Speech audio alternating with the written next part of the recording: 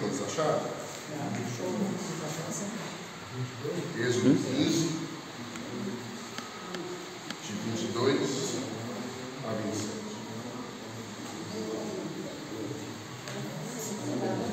O texto diz assim: Depois, Moisés conduziu Israel.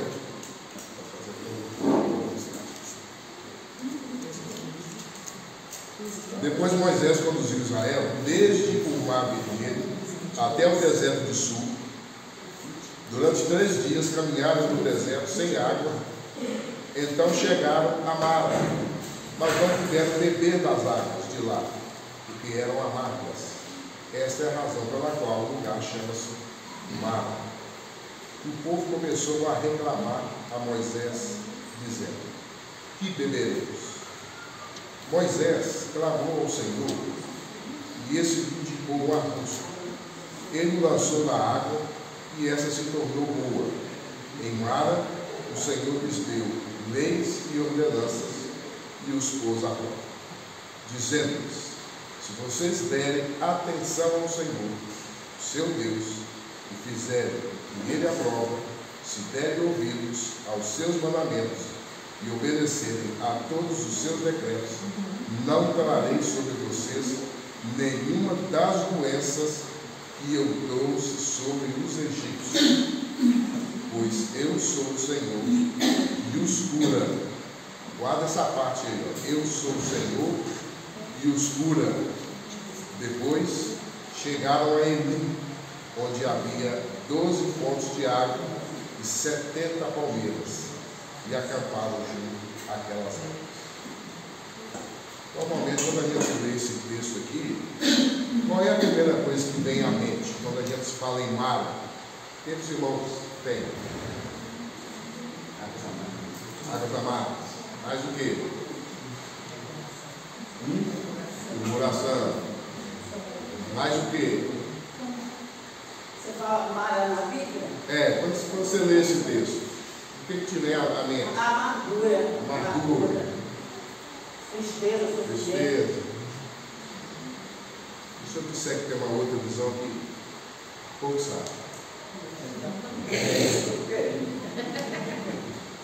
Presta atenção. Por isso que Deus,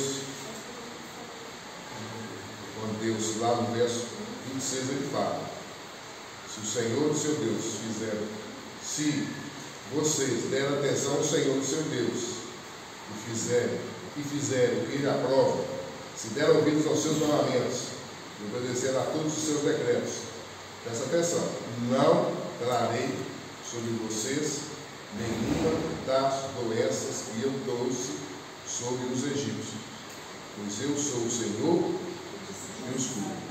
Presta atenção, tá? Vocês vão ter uma outra visão sobre Mara. Todos nós conhecemos a narrativa desse período. Povo escravo no Egito durante 400 anos. Deus levanta Moisés. Moisés volta ao Egito depois que ele é enviado a Midian. Lá Deus então entrega as 10 pragas. O povo não sai do Egito, o povo é expulso do Egito, né? Nós temos a morte dos primogênitos, uma coisa terrível. O cerco do povo lá no Mar Vermelho, aquele grande milagre do mar se abrir. Praticamente todo o exército egípcio é dizimado, vão para o fundo do mar, morrem. E depois que o povo atravessa, lá do outro lado, há uma grande alegria. O povo festeja, louva a Deus. No capítulo 15, no verso 20, tem um famoso versículo que fala que então Miriam, a profetisa irmã de Arão, pegou um tamborim e todas as mulheres a seguiram, tocando tamborins e dançando. E o texto então vai seguir essa narrativa dizendo que o povo começa a guiar, que Deus começa a guiar o povo desde o Mar Vermelho até o deserto de Sul, durante 3 dias. E eles não encontram água. Mas o que chama a atenção aqui é que, a partir do momento que eles atravessam o Mar Vermelho, que eles estão fora da jurisdição do Egito, Deus começa a guiar. Olha que coisa interessante. Voltando um pouco atrás, voltando 440 anos atrás, Deus leva Jacó para o Egito. José já estava lá, era o primeiro depois de Faraó. O povo não, né? Uma família, 70 pessoas, é muito bem recebido pelo Faraó. Faraó coloca eles na melhor terra do Egito, em Goza. Mas 440 anos depois, eles são escravos, maltratados, judiados, ainda em Goza, porque já estavam estabelecidos lá, provavelmente uma população de 1,5 milhão a 2 milhões de pessoas, mas aquele tratamento receptivo que eles tiveram 400 anos antes, mudou. Agora eles eram escravos. Só que aí Deus entra no jogo, tira eles do Egito, e eles então vão para a terra prometida. Detalhe: o povo não sabia onde ficava a terra prometida. Isso é um detalhe muito importante. De dia pode faltar luz, porque à noite lascou. Bom, o bem meu dedo. Dá sujeito. Bom, o povo não sabia onde ficava a terra prometida. Eles estavam ali no Egito há 400 anos. Desde quando eles foram, eles não saíram mais do Egito. Eles estavam ali. Por isso que Deus então vai guiá-los. Quando o povo sai do Egito, Moisés escreve que Deus não os guiaria pela rota comum, para que eles não vissem as guerras e tivessem medo e quisessem voltar ao Egito. Então Deus os leva para uma outra rota. Mesmo levando eles para uma outra rota, mesmo eles não vendo as guerras, eles começam a murmurar por falta de água e querem voltar. E aí então, esse texto específico nosso, que é justamente o início da caminhada, lembrando, eles estão indo rumo ao Sinai. No Sinai, Deus entregaria a lei. O texto fala que eles ficaram no Sinai aproximadamente 1 ano. Dali eles iriam para a conquista da terra. Não era plano de Deus que eles ficassem 40 anos no deserto. 1 ano, 2 anos no máximo, Deus estaria preparando aquele povo. Era a escola de Deus, para que depois eles fossem conquistar a terra. Então, a primeira parada em Mara, que é o interessante, que ali fala que Deus deu a eles leis e ordenanças e os pôs à prova. Vê que Deus vai fazendo a coisa de uma forma paulatina, com calma, vai guiando o povo aos lugares certos, a regiões certas, vai passando a ele as suas leis, as suas ordenanças, vai preparando o povo. Mas o povo era obstinado. Os irmãos conhecem a história e sabem que esse povo que saiu do Egito, eles não entraram na terra, seus filhos é que entraram. Mas bom, 3 dias depois, eles chegam em Mara. Os irmãos vão perguntar, onde é que fica isso? Seguindo a rota geral de todos os viajantes do sul, entre o Mar Vermelho e o Planalto de Ti, que é chamado até hoje de Vale da Perambulação, Mara é quase universalmente indicado que é agora um local chamado Roará, ou que fica em Ueide Amará, cerca de 50 quilômetros do local onde os israelitas embarcaram na costa leste do Mar Vermelho. Uma distância que 50 quilômetros, a pé dá justamente os 3 dias de caminhada.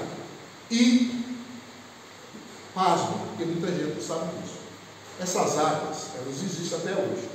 Está aqui o local, fica em Roará, em Ueide Amará.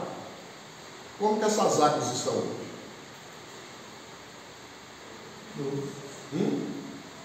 Potável. Doces? Potável. Elas estão doces ou estão amargas? Sei não. Elas estão amargas até hoje. Por isso que eu vou mostrar um lado desse texto de irmãos. Talvez alguns já tenham ouvido, mas outros talvez não. Essas águas, elas continuam amargas e tem um motivo para isso. Elas continuam tão amargas como elas eram antes, que beduínos e árabes não deixam seus camelos beberem água nesse poço. Mas eu vou chegar lá. Quando o povo chegou nesse local, 3 dias depois de viagem, em um deserto do sul, lembrando, irmãos, todos esses pontos geográficos, eles existem até hoje. Arqueólogos passam lá, cientistas, eles estão ali, geólogos, estão ali na região lá da Judéia, Jordânia. Infelizmente o Irã é uma teocracia muito violenta. Ali é difícil fazer uma pesquisa. Ali onde estaria, por exemplo, os restos da Babilônia. Então ali realmente é difícil. Mas na região da Judéia, Jordânia, Síria, arqueólogos, geólogos, estudiosos estão ali 24 horas por dia, porque são pontos que existem ainda, como esse de Mar, está lá as águas, e ainda estão lá. Então, quando o povo, 3 dias depois de caminhar, sai do deserto do sul e encontra as águas de Mar, que são muitas, não é um poço pequeno, é uma quantidade grande de águas, o povo se alegra. Nós 3 dias sem água. Qual a reação deles ao beber daquelas águas? Frustração. E eram águas amargas.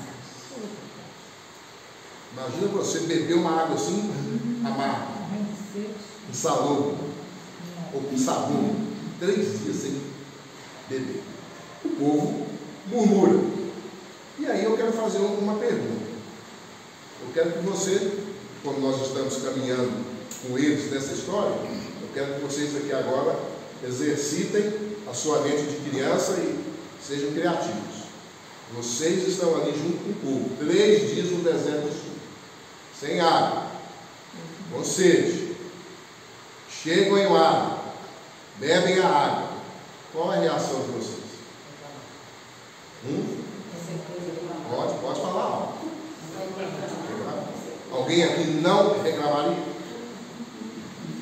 Se eu estou morrendo, fala a verdade. Mente não. Se mentir é pior. Todo mundo iria reclamar. Com certeza. Não tem nenhum santo aqui não. Vamos ser sinceros.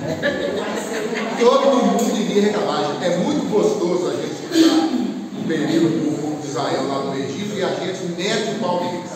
Mas se você estivesse lá, você faria a mesma coisa. Eu não sei se você também não seria morto no deserto e não entraria lá. Eu já não sei. Nem eu colocar a mão no fogo para mim mesmo. Mas vamos ser sinceros. Todos nós iríamos reclamar. Com certeza. Mas eu acho que você fez a conta errada.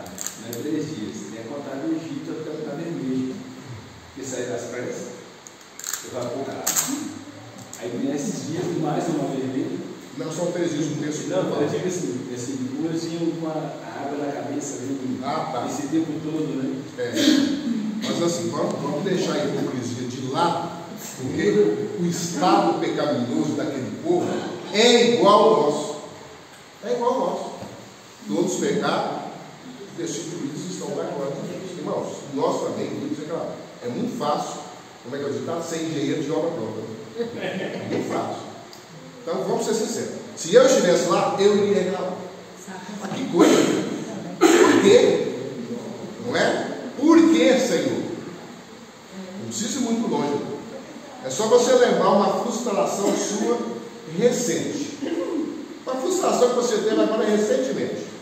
Você esperava algo e não aconteceu. Você planejou algo e deu diferente. Qual é a pergunta que você fez? Não foi por que, Senhor? É em nós. Faz parte da nossa natureza pecaminosa. Faz parte. E muitas vezes Deus permite que isso aconteça para a gente aprender. Entendeu? O televisor rádio estava falando direto antes dessa chuva aí sobre tempestade. Tempestade dentro de 100 km/h. Aí eu peguei e pensei que, puxa, Jesus estava dormindo e parou o vento. Ele estava no mar.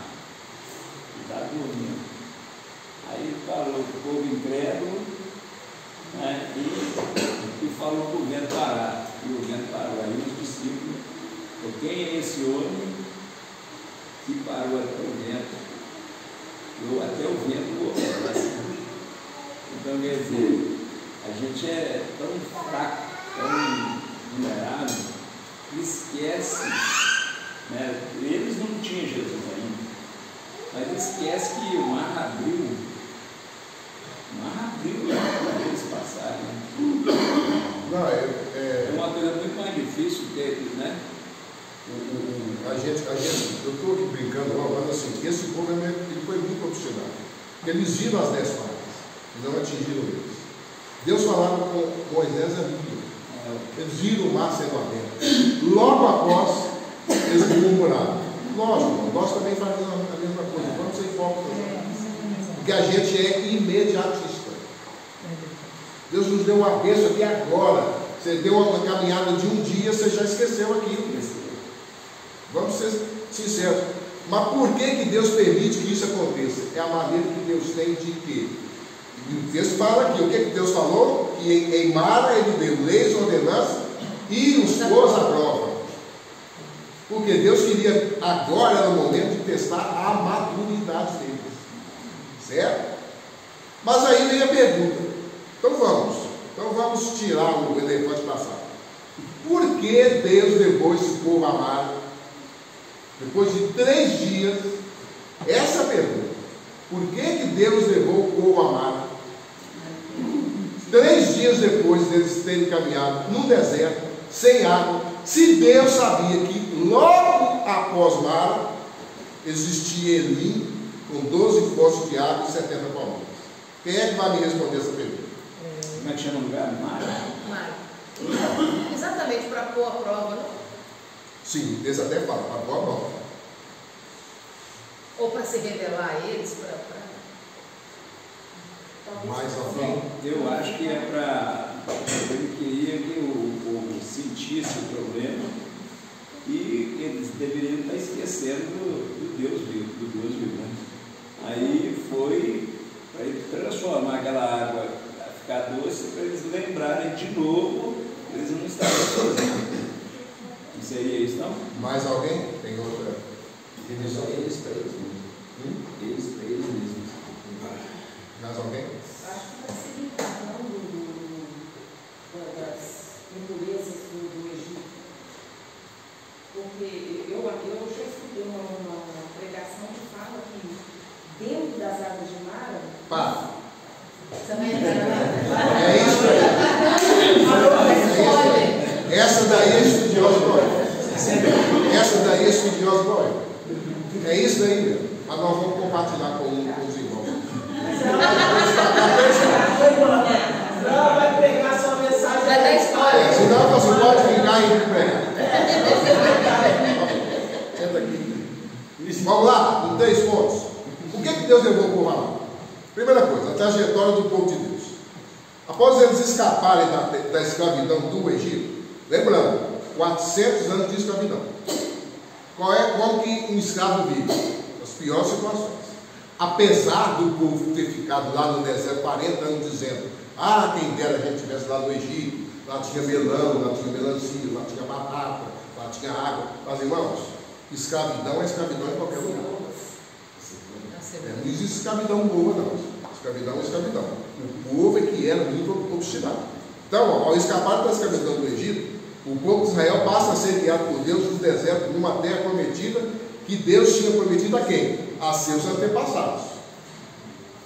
Deus deixou os filhos de Jacó ali, eles se multiplicaram, aquele povo sabia onde é que ficava a terra prometida, tinha conhecimento da profecia. Deus levanta Moisés para libertá-los e guiá-los à terra. Ok? Deus então vai se manifestar a eles de uma maneira muito poderosa. Durante o dia, uma nuvem cobrindo todo aquele povo, para que eles tivessem uma temperatura, vamos dizer assim, ambiente no deserto, não sentissem calor. E à noite, uma coluna de fogo, para que eles não ficassem no escuro, todo mundo tem medo de escuro, e não sentissem frio, porque no deserto desperta, certo? Quando chegam em Mar, que é o texto que nós estamos aqui pegando, o povo se alegra. Água. Não há água no deserto, mas vem a frustração. Água amarga. E vem a murmuração. E aí vem esse versículo que eu destaquei aqui. O Senhor de Deus, o Senhor deu leis, ordenança e os colocou à prova. Então aqui, o que aconteceu? Deus, eu vou usar uma expressão hoje comum. Deus tirou o povo da bolha do Egito e os colocou na vida real. O que era a bolha do Egito para aquele povo? Bom, nós estamos aqui há 400 anos. É verdade, nós somos escravos.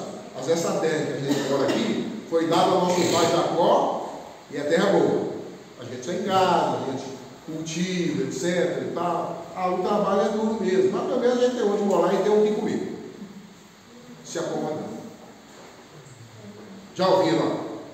Já, lógico, a história do sapo na água quente? É a mesma coisa. Colocou o sapo lá, um pouquinho de água, esquentou mais um pouquinho, o sapo está lá dentro. Foi esquentando aos pouquinhos até que ele morreu. Porque ele foi sentindo esquentando aos poucos, se acomodou, relaxou, não furou, aí ele morreu. Aí era o povo de Deus lá no Egito. A gente tem que pensar se nós somos escravos, mas tá bom. Tem casa, tem comida. Não temos que entrar em guerra com o exército do Egito, guerreiro. Mas vamos fazer aqui as nossas plantações, construir aqui os prédios, umas coisas. Só que eles estavam numa bolha. E para eles estava muito bom. Só que Deus fura a bolha, tira eles da bolha, coloca eles na vida. E aí Deus começa a colocar eles à prova. Para que eles fossem o quê? Para que Deus pudesse avaliar o nível de maturidade que eles tinham e que eles teriam que alcançar ao longo da jornada até chegarem onde? Na terra prometida. Nós entendemos que originalmente eles ficariam no deserto 2 anos, porque é o tempo da saída, a chegada no Sinai, onde eles ficam ali, onde Deus se manifesta, Deus dá a lei, Deus tem ali o episódio triste do bezerro de ouro, Deus dá de novo as tábuas, Deus orienta o povo, eles constroem o tabernáculo, enfim, 2 anos nesse período aí, de uma aula, de um curso intensivo de como deixar de ser egípcio e ser agora o quê? Israelense, judeu, israelense, povo de Deus, 2 anos. Só que quando eles chegam ali, os espias rodam a terra e eles chegam ali, não vai dar, e Deus olha, essa geração não vai dar.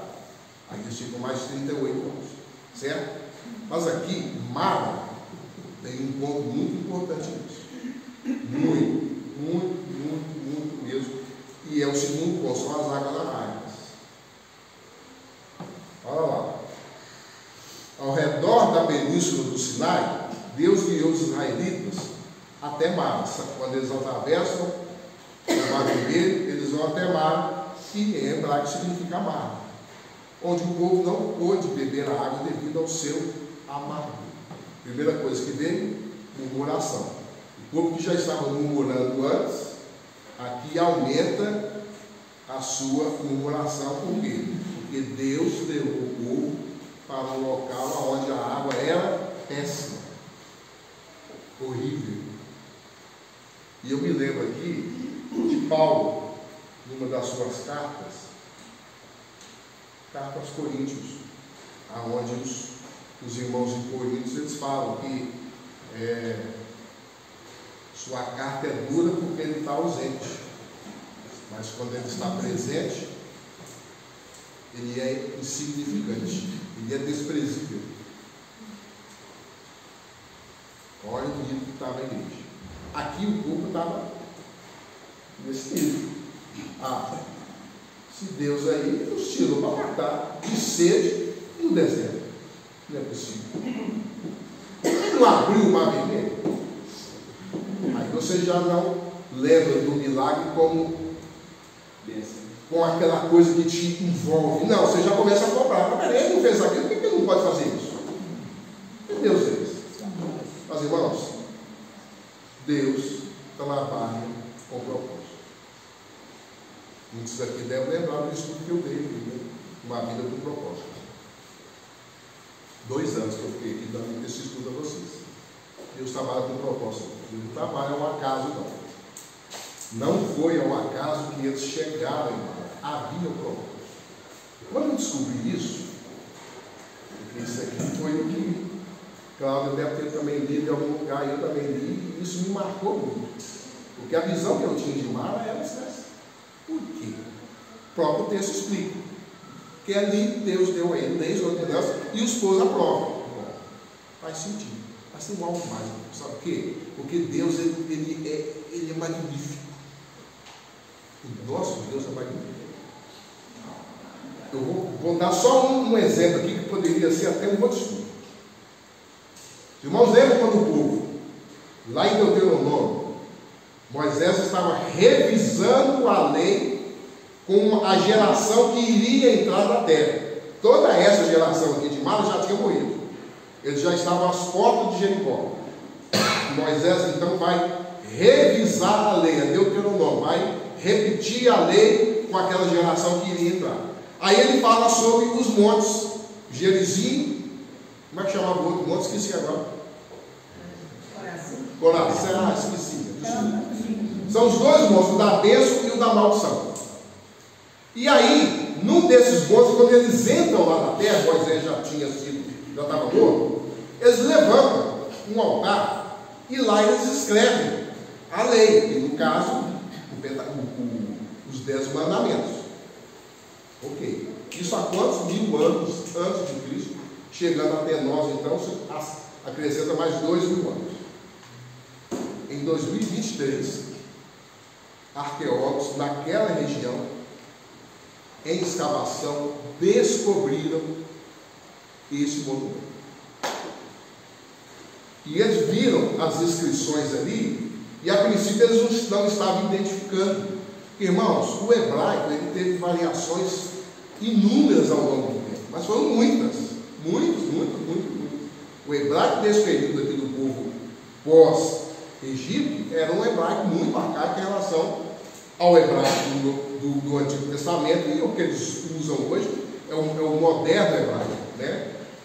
Eles tiveram dificuldades em entender que língua era aquela, até que eles foram para o hebraico e viram que aquele texto ali, que aquele altar, ou que aquele obelisco, aquela marcação batia diretamente com o texto bíblico que dizia que eles levantaram a pedra e ali escreveram os 10 mandamentos.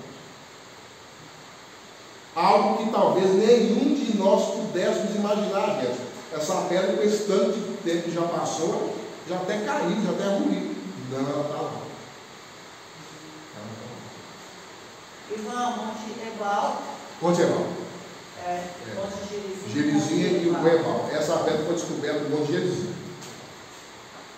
Então, assim, o mover de Deus, o poder de Deus, ele se manifesta todos os dias. Porque Deus, ele não trabalha por acaso, ele trabalha com propósito. Levar o povo a Mara não era um erro de Deus. Deus não cometeu um erro, um equívoco. É uma sorte aqui, eu errei aqui, mas vou usar a minha inteligência e vou mover. Não, irmão. Eu ouso dizer, quando Deus criou todo o universo e estava criando a terra, ele falou assim: vou criar esse lugarzinho aqui, vai se chamar mar, vai ser águas amargas, porque eu vou passar aqui pelo seu Deus. Tá? Eu ouso dizer isso. Deus criou esse lugar, vai ficar quietinho aqui. Um dia eu vou passar. Passo. Aí vem o terceiro ponto, que é o real propósito de Deus. Irmãos, cientistas e estudiosos da atualidade, isso é coisa recente, tá? Tiveram a oportunidade de analisar as águas de mar. Lembra que eu falei que elas estão lá até hoje? Amargas. Elas estão amargas. E ainda permanecem amargas até hoje. E constataram que elas são 100% potáveis e boas para o consumo. São mesmo. Mas são amargas. Estranho, né? Toda água amarga não é própria para o consumo. Toda. Eu lembro quando meu pai ele conseguiu um lotezinho lá em Nova Viçosa, lá no sul da Bahia, ele e o tio dele, eles construíram a casa lá da lado, cada um pegou um lote, fizeram um murão grandão assim, cada um construiu uma casa lá da lado. Cada um furou um poço artesiano. Do lado do meu pai saiu uma água docinha, boa. Do lado do meu tio a água saiu salobra. É impossível você viver. É impossível. Fechou. Tipo, o pai falou assim, não tio, fecha isso que eu uso a mim. Só que a água de mar é amarga, mas é potável. Boa para o consumo. Os cientistas agora recente constataram isso. Ela é 100% potável e própria para o consumo humano. Então, mas eu não entendi essa parte, eu não entendi. O que você não entendeu? Uma água amarga. E hoje o cientista fala que ela é saudável? Você vai entender agora. Você vai entender.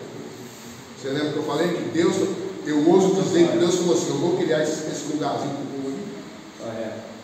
A água é amarga, mas os químicos eles disseram, ela é potável e boa para o consumo. Sabe por quê? Porque lá no fundo dela existe uma grande quantidade de produtos e ervas medicinais que com o tempo foram solubilizadas na água. Essa água nada mais é do que um grande remédio. Existe algum remédio bom, um doce gostoso? Lógico, irmãos, hoje tem, porque a indústria farmacêutica faz alguns remédios para crianças com sabor. Mas mesmo esse que tem sabor, no finalzinho dele, você sente, mas todo remédio é amargo. Mas ele é o quê? Próprio para o consumo humano. Todo remédio é amargo. Quem lembra aqui daquele xarope chamado, qual o nome do xarope? Baxibaltrame. É assim. Alguém lembra desse remédio? Baxibaltrame. Eu já tomei essa porcaria não sei quantas vezes. Nossa! Só de pensar já dá gastura. Sei lá se é amargo, se é azedo. É ruim. É ruim. Eu tive uma ideia do povo murmurando quando minha mãe me obrigava a tomar esse remédio. Então será ruim, mas era um remédio ótimo para gripe. Novalgina até hoje é horrorosa. Todo remédio líquido é ruim. Todos. Por que mala é uma água potável, própria para o consumo e amarga? Porque ela é um grande remédio. Aquilo ali é um grande vidro de remédio. Agora você vai entender por que Deus levou o povo para lá. Irmãos, eu bati aqui numa tecla sobre o povo ser escravo. Não deve ter percebido isso, né? Quando a gente quer enfatizar alguma coisa, uma mensagem, você vai batendo ali até que você chegue no ponto que você quer. Ora, não existe escravo bem tratado. Todo escravo é maltratado. O seu dono pode até não ser daqueles de bater, de judiar, mas ele é escravo, ele é maltratado.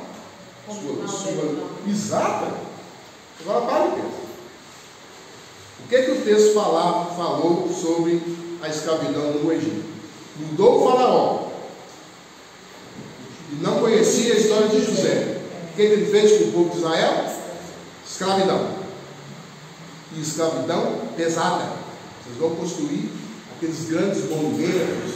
No caso deles aqui, foram os grandes depósitos para guardar os materiais ali, as colheitas, tudo manual, tudo na mão, no braço. Irmãos, imagina, eu não sei, eu deveria trabalhar mais de 12 horas por dia. Não tinha CLT, não tinha nada disso não. É escravo, duro, fazer tijolo, aquele negócio todo.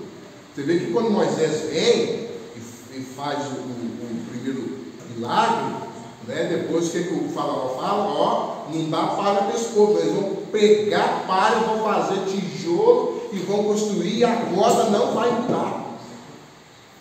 Então escravidão, né? É barra pesada. Quando esse povo sai do Egito, irmãos, aí que eu quero, toda vez que eu dou estudo, eu falo isso. Tira um pouco o romantismo do texto. Tenta ver o texto da maneira mais real possível. Como que aquele povo saiu do Egito? Cansado, doente, ferido, magro. A atenção também da água era a cura espiritual. Física. Eles saíram doentes, cansados, magros, problemas estomacais. Será que a água do Egito era tão bem tratada assim? O Rio Nilo é um rio caudaloso, o rio Amazonas, barrento, né? O que Deus fez? Passou o povo, guiou o povo. O primeiro ponto de palavra foi ele. O que nós podemos dizer que Mara é hoje? Um hospital. Porque ali Deus falou assim: agora eu vou tratar o meu fisicamente. Ali é tratamento físico. Eu tenho que curar o meu corpo. Existe algum tratamento que é light? Não. Você pode estar no life center. Injeção do óleo. Injeção do óleo dentro.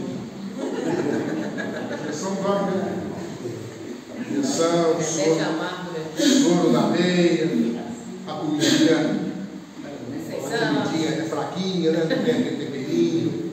Hospital é hospital, ninguém gosta de ficar em hospital, tem que ficar porque tem que ficar, é obrigado. E Deus levou o povo para onde? Irmãos, para um hospital. Irmãos, o Deus a quem servimos, ele não trabalha com acaso, não. Isso é uma coisa que a gente tem que guardar isso para a nossa vida. Deus tem propósitos. Amém. Muito bem especificados. Nosso Deus é um Deus lógico. Deus sabe o que está fazendo. Ele sabe, calma. Eu sei, por isso que eu falei lá no início, que se nós estivermos junto com esse povo, a gente iria murmurar do mesmo jeito. Porque hoje, depois desse estudo aqui, se Deus nos levar, porque não quero iludir vocês, não. Pode ser que amanhã um de vocês aqui, até eu, vá bater lá no mar da vida. Você tem que lembrar disso, você pera aí. Não posso murmurar. Se eu estou aqui em Mara, é porque Deus está tratando. Existe até uma postura assim: que bom que tem Mara, né? Que bom que tem Mara. Que bom que tem Mara. E aí você vê, eles chegam e eles começam a beber água. Só que a água. O que eles fazem? Param de beber água. Vamos pegar os pais aqui. A criança está doente. É fácil dar remédio?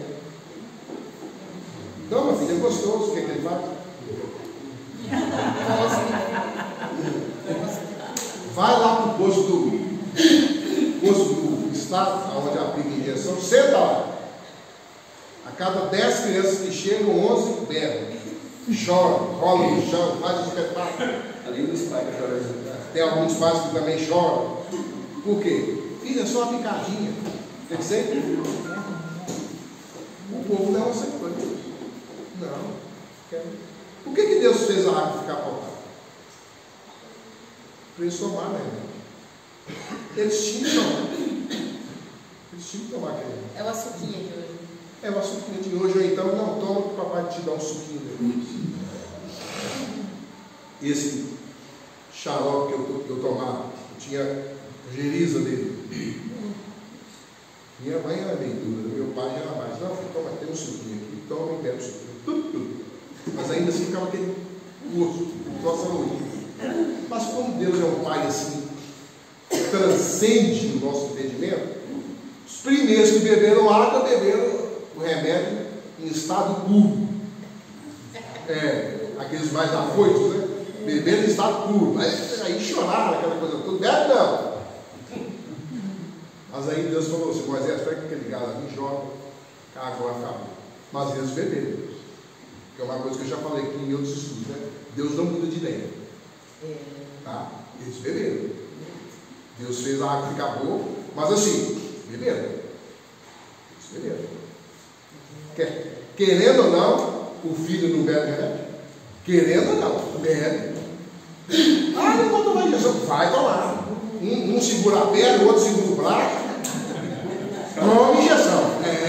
Vai tomar. Não é? Ah, não, filho, então não toma não. Fica doente. Você faz isso? Eu nunca fiz. Deus também não fez. Só que Deus transformou a água ficou boa. Mas a essência medicinal dessa água estava lá. O sabor que Deus colocou açúcar ali, mel. Mas você vê que a água até hoje ela está amarga. Até hoje. Foi para aquele povo, a bondade de Deus, tá bom, eu sou pai, quero ver meu filho. Não vou deixar, vou dar uma mascarada aqui para eles entenderem. Mas aí eu vou fazer uma pergunta que eu já fiz quando nós estudamos Raab. Lembra de Raab? A prostituta. O povo já estava lá em Jericó. 2 espias dentro de Jericó. Onde que eles foram? Lá em Raab, com a prostituta. A gente entende que eles foram para lá encaminhados por Deus. Eles poderiam ter ido em outra prostituta. Eles foram em Raab. Por quê? Porque Deus não quer. Porque ela já tinha sido tocada por Deus, que aquele povo, eles sabiam, os de Jericó, que tinha um povo ali que ia destruir eles. Que ela fala para os 2 espias, o povo aqui da cidade se derreteu. Eles sabem que vocês, o que vocês fizeram no Egito, o que o Deus de vocês fez no Egito, e eles sabem que nós não temos força para enfrentar vocês. Ela foi tocada por Deus, irmãos. Deus revelou isso a ela, de forma assim.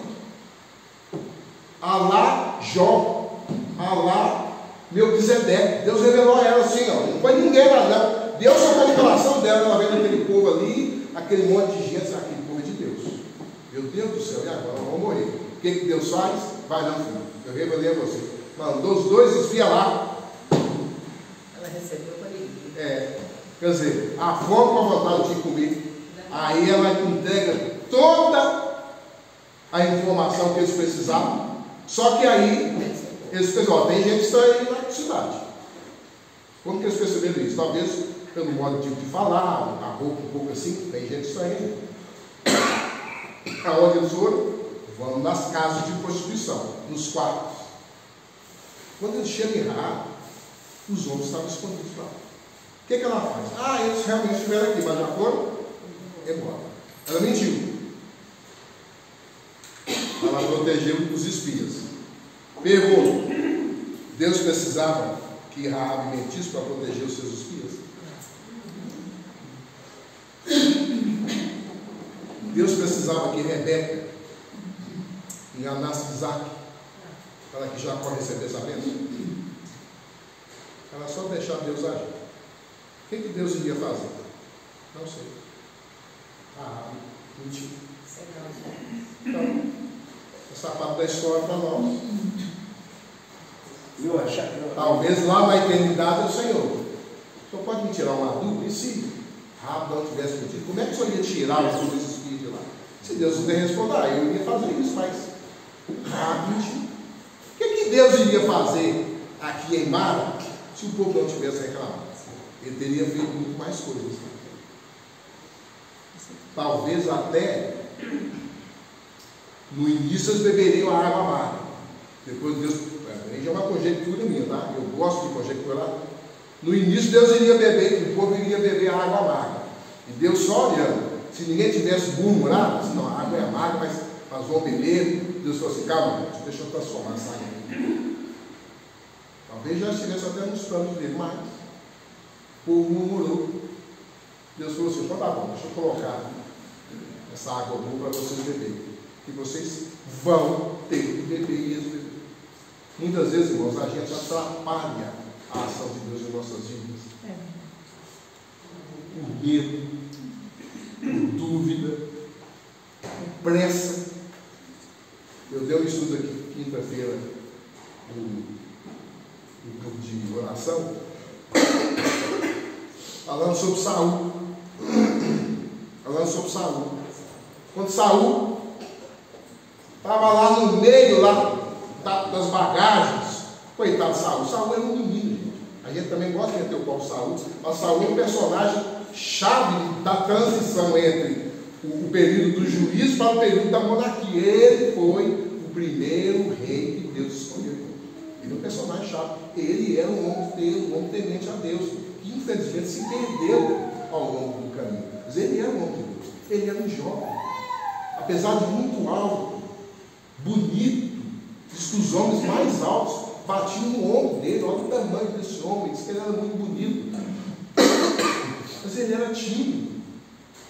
Tão tímido que quando estava lá todo o povo reunido, que Samuel falou, olha, Deus ouviu a oração de vocês, tal, vou agora mostrar o rei de vocês. Aí eles usaram ali um esquema de sorteio, talvez foi um Urim, Tumim, não sei, né? A Bíblia fala sorteio, mas a gente não sabe como é que era esse sorteio.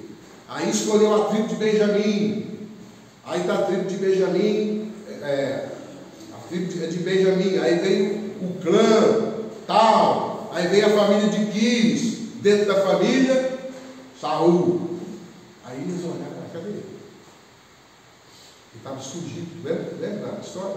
Aí, gente, e é uma coisa interessante, olha como que Deus, olha como que o povo, apesar de todos os deveres do povo, o povo tinha intimidade com Deus, né? Eles perguntaram a Deus assim, mas esse homem está aqui não? Deus está assim, ele está ali, ó, no meio da bagagem, vai lá para você ver. Estava lá escondido, moitado. Quando ele levanta aquele homenzarrão todo tamanho, o povo vive o rei. Que era o rei que eles imaginavam, alto, forte, bonito. Tipo eu, assim, né? Vive o rei. Aí, de repente, uns vadios são levantados por Satanás. Isso daí vai ser o nosso rei. E aí, no final do texto, diz assim, que Saul se calou. Ele se calou. Ele não tomou nenhuma atitude. Irmãos, ele era um jovem que naquele momento estava sobre os seus ombros o peso da monarquia, o primeiro rei, e ele já tinha oposição. Talvez se fosse um mundo mais esquentado, assim, pega esses navios e passa a faca nele. Ele já era o rei, ele tinha esse poder. Mas o que Deus fala? Ele se calou. Irmãos, há momentos da nossa vida que nós temos que nos calar. Deixa Deus agir. Você está em mar, não murmura, não. Agradece. Deus está cuidando de você, das suas feridas, dos seus traumas, das suas tristezas, dos seus medos. Muitas vezes você está passando por um momento de frustrações. Olha, Deus, todo mundo tem momento de frustração. Eu tenho e tive os meus. Você chegar em casa às vezes e falar assim, por que isso? Mas se você sabe que Mara é o local onde Deus vai te curar, você fica tranquilo. Você bebe da água. Mais ou menos quanto tempo durou ali aquele tempo deles em Mara? Não tem não? Pouco tempo? E por que minha Mara está demorando tanto? Você bebeu da água? Você está reclamando, né? Você está reclamando? Por que tem crente que fica 5, 10, 15 anos em Mara, cara? Porque ou ele não está aceitando o tratamento, que para mim é a questão mais lógica. Porque você fala assim, eu bebe, ou assim, eu tomo. É o rebelde, enquanto ele não beber, enquanto ele não beber. Quando é que você tem alta de um hospital? Quando eu aceito o tratamento, quando eu recebo a medicação. E o médico? Tá. Se você está lá ainda, porque o seu médico não deu alta, você vai ficar lá. Agora ainda dá uma palavra de consolo. Você vai falar com o seu médico. Quer uma palavra de consolo? Aceita o tratamento. Dói mesmo? Aceita que dói mesmo. Aceita o tratamento.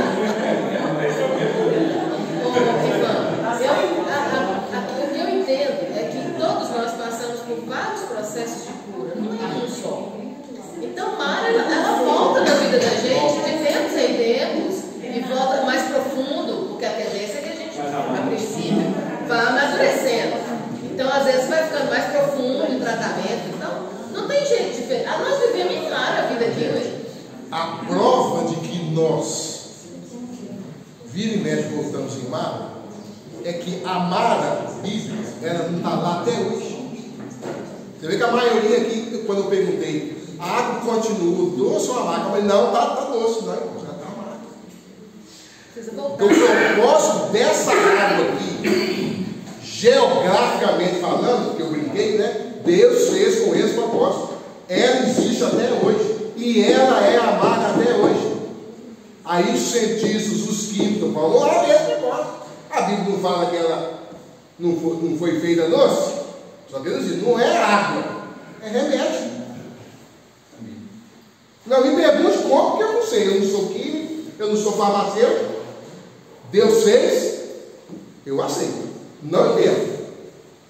Eu estou igual o cego, de nascença. Como que isso aconteceu? Eu não sei. O outro falou comigo assim, vai lá e lava o seu olho que você vai ficar, que você vai enxergar. O que ele fez, o que ele mandou fazer, eu fiz. Uma coisa eu sei, eu era cego e hoje eu enxergo. Isso para mim basta. Eu fui em Mara, estava com esse problema. Como que eu fui curado? Não sei, mas eu fui. Remédio era ruim? Era, mas o médico era bom. O médico era bom, tanto é que era bom que ele deixou a água ficar boa. E depois que você saiu, ele te levou para onde? Mas ele... Uma fonte de 12 fontes de água. 70 palmeiras. Sabe o que é isso, irmãos? A nossa casa. Uns 40 anos no deserto, foi após esse episódio? Início. Logo que eles atravessaram o Jordão. Esse episódio foi o início dos 40 anos. A cura, então, a cura foi depois dos 40 anos?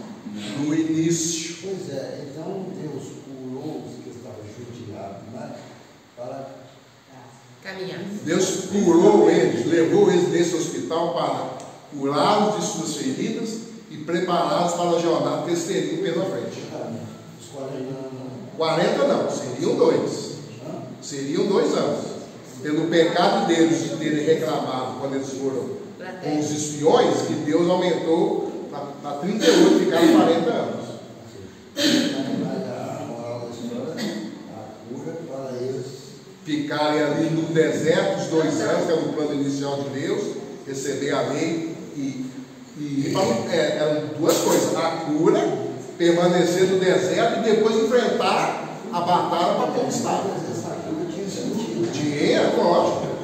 Ué, pois gente, eu já fiz aqui um estudo do filho pródigo. Ué. O que é que o pai fez com o filho pródigo? Quando ele voltou, cuidou dele. Ué. Quem é o pai daquela palavra?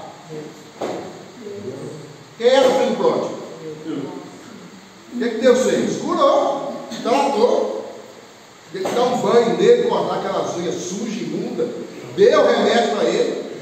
Irmãos, todos nós, quando aceitamos a Jesus, Deus nos levou em barra. E vira e mexe que você está caindo lá. Então não seja rebelde. Aceite o tratamento. Senão você vai ficar lá. Deus não é. Ah, você não quer injeção? Não pode ir embora. Ele vai ficar aqui até tomar todo o remédio e ser curado. Quanto tempo Paulo levou para ele iniciar o ministério dele? 14 anos. E o espinho na carne não curou também não. Depois que ele teve aquela visão, o espinho na carne já é uma coisa mais profunda, né? Mas assim, a cura dele, com 14 anos. E outro, irmão, se você ler as cartas de Paulo, se eu não estiver enganado, 2 ou 3 vezes ele vai falar com um pesar no coração dele. Eu fui testemunha da morte de Estevão. Deus já tinha curado ele. Você vê que ele carrega isso, ele carregou isso a vida inteira. Eu testemunhei a família da morte de Estevão. Se Deus não tivesse levado Paulo no mar, ele não teria nem iniciado o ministério dele. Mas Deus levou. Como é que Deus curou Pedro? Porque Pedro estava machucado quando Pedro negou Jesus. Está ali, ó. Pedro, tu me amas? Amo. Assenta mesmo. Pedro, tu me amas? Amo, Senhor. Assenta mesmo. Pedro, tu me amas? Aí ele ficou triste. Aí ele entendeu. Senhor, não quero só uma resposta minha, não. Senhor, o Senhor sabe todas as coisas. Aí Jesus foi o quê? Curado. Você errou, você se arrependeu, você está aqui comigo, você não fez igual Judas, que se suicidou. Se Judas tivesse feito o mesmo com você, ele estaria aqui também, eu teria curado ele, porque tudo é no propósito de Deus, mas no seu caso, apacenta as minhas ovelhas. E lá para frente ele mostrou como é que ele ia morrer. Deus já te levou em Maria. E aí eu quero que você, depois dessa palavra de hoje, depois dessa palavra de hoje, eu quero que você tenha uma outra visão de Maria. Não é só um lugar aliás, não é um lugar de murmuração, é um lugar de cura. Murmuração são aqueles que entram lá. Murmuração não é de Deus, tá? Murmuração é coisa nossa. Nós temos que evitar isso. Mara é um local de cura. É ali que Deus vai tratar conosco. E abrindo hoje o leque, não só no físico, mas no espiritual, no emocional, nos relacionamentos. Deus, nós estamos aqui, nós estamos na igreja, participando de células. Não é só para bater um cartão, fiz, pronto, check, já fiz. Não, irmãos. Deus está falando, Deus está trabalhando, Deus está curando. Amém. Depois de Mara vem o deserto. Jesus também foi levado ao deserto. Jesus também foi levado ao deserto. Se ele foi, por que nós não vamos? Ivan, eu acho que a gente tem uma esperança equivocada de achar que aqui é o nosso final. Não. Aqui é passagem. E como todo deserto, nossa Canaã, nossa Jerusalém está lá em cima. Isso aqui é caminhada de deserto. Tem maras, de vez em quando tem uns oásis, mas a gente caminha em deserto. Amém. Amém. Que Deus nos abençoe. Amém. Que Deus nos cure. Amém. Trate aquilo que você precisa ser tratado. Bom, que Deus nos abençoe. Vamos orar para nós encerrarmos? Leva-nos, ó Pai, para as nossas casas, debaixo das tuas mãos. Obrigado, Pai, por esse instante que estivemos com o Senhor. Fala aos nossos corações, continue falando. Leva-nos para as nossas casas. Que traga-nos logo mais à noite para estar na tua presença e ouvirmos a tua voz mais uma vez. É a oração que fazemos em nome de Jesus. Amém.